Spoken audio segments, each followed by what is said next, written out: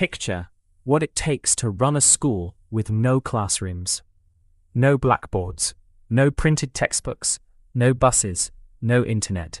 Now picture your students scattered across hundreds of villages, and many of them are women who have never been allowed near a formal center of learning. How do you reach them? In 19th-century West Africa, one woman worked that problem out. Her name was Nana Asma'u bint Usman dan Fodio, scholar, poet, political advisor, and, it turns out, the architect of one of the more inventive education systems Africa has produced. Welcome back to the African Archive, where we dig up the stories about this continent that never made it into the textbooks. If you're new here, subscribe. If you've been riding with us for a while, welcome back. You know the drill. Today we're heading into the Sokoto Caliphate to meet a woman who understood a simple but ruthless piece of logic. If you want to change a society, educate its people. And if you want that change to outlive you, teach those people to educate others. Nana Asma'u didn't just believe that, she built the machinery to do it. Asma'u was born around 1793 in Degel, in what's now northern Nigeria. Her father was Usman dan Fodio, the Islamic scholar and reformer whose movement would eventually give rise to the Sokoto Caliphate, one of the largest states in 19th-century Africa, stretching across much of present-day northern Nigeria and into neighboring countries. But growing up in the Fodio household meant something specific. Education wasn't rationed out to the sons and withheld from the daughters. Women in that family taught, studied, and argued theology alongside the men. Asma'u's own sister, Mariam, was known for her scholarship too. Her brother, Muhammad Bello, would go on to become the second Sultan of Sokoto, and even he treated Asma'u as an intellectual equal, not a footnote.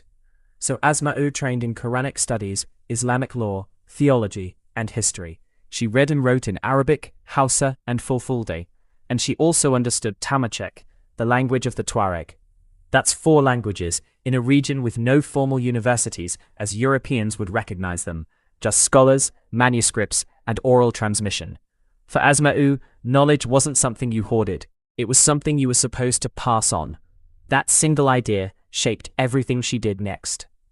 Asma'u lived through the jihad that founded the Sokoto Caliphate. The wars, the political reorganization, the new institutions being built almost from scratch. She wasn't a bystander to any of it. She wrote about it. More than 60 of her works survive today, and researchers are still working through her full output. Her poetry covered battles, rulers, theology, law, and the everyday struggles of ordinary people. In effect, she was keeping a running historical record of her own world, one composed in verse rather than prose. That choice of form mattered. Asma'u understood something practical. A lesson you can memorize travels further than a lesson locked inside a manuscript. Her poems leaned on rhythm, rhyme, and repetition, the same tools that make a song stick in your head decades after you last heard it. She wasn't just writing literature. She was building something you could carry without paper. That habit would become the backbone of her entire education system. Here's where the story gets genuinely clever. A woman living far from Sokoto's centers of learning couldn't just pack up and go study with a scholar. Distance stopped her. Household duties stopped her. Simple lack of access stopped her. Concentrating all the region's teaching in one place meant most women would never touch it. Asma'u's answer was to flip the model. Instead of pulling students toward the teacher, she pushed teachers out toward the students.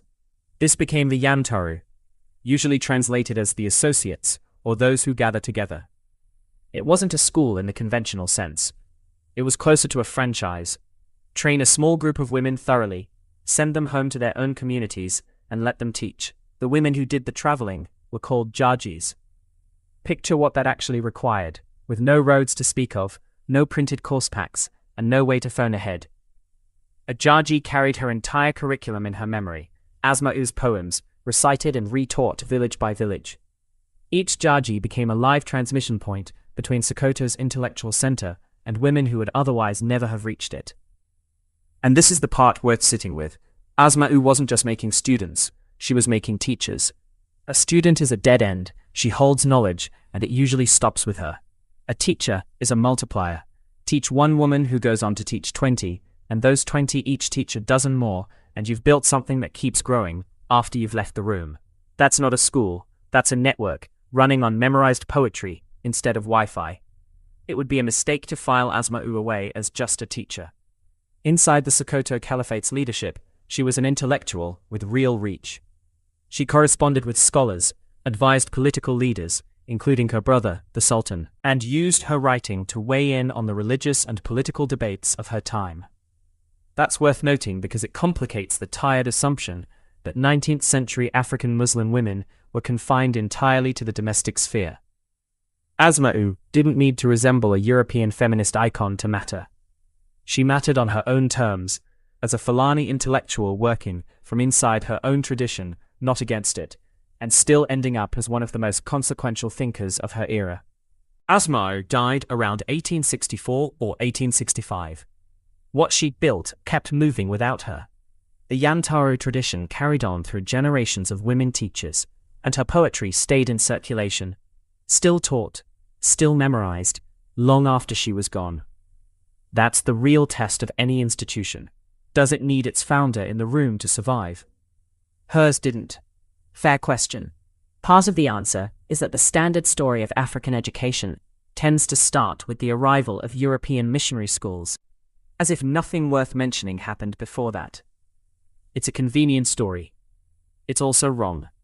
Africa had scholars, manuscripts, poets, and functioning centers of learning long before colonial classrooms showed up.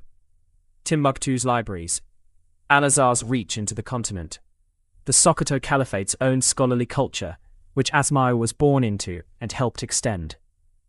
None of this needed European validation to count as education. There's a bitter irony worth naming here too. The word Boko, as in Boko Haram, operating in roughly the same region Asma'u once built her teaching network across, is popularly associated with rejecting Western education. 2 centuries earlier, a woman from that same soil was running one of the most ambitious literacy campaigns for women anywhere on the continent. Same geography, 2 completely different relationships with knowledge. History doesn't move in a straight line, and it's worth remembering that the region's story isn't only the one making headlines today. Strip away the 19th century and the Arabic manuscripts, and Asma'u's real insight still holds up. If you want an idea to outlast you, don't just teach it. Teach people who can teach it. That applies whether you're building a business, running a church program, mentoring one junior colleague, or, like a few of you watching this, trying to keep an old story alive on a YouTube channel. Asma'u didn't have a printing press or paved roads. She had women willing to memorize and carry something forward. Most of us have far better tools than that, and still don't bother building anything that outlasts us. She wasn't a queen. She didn't command an army or build a palace. She built minds, and she built the people who went on to build more minds. Sometimes an institution isn't a building. Sometimes it's just a chain of people who refuse to let something die with them. Before you go, I want to know 2 things. First, had you heard of Nana Asma'u before this video, or is this a completely new name for you? And second, thinking about her teach the teacher model, is there someone in your own life you've been meaning to actually pass your knowledge on to, instead of just keeping it to yourself? Drop it in the comments. I read all of them.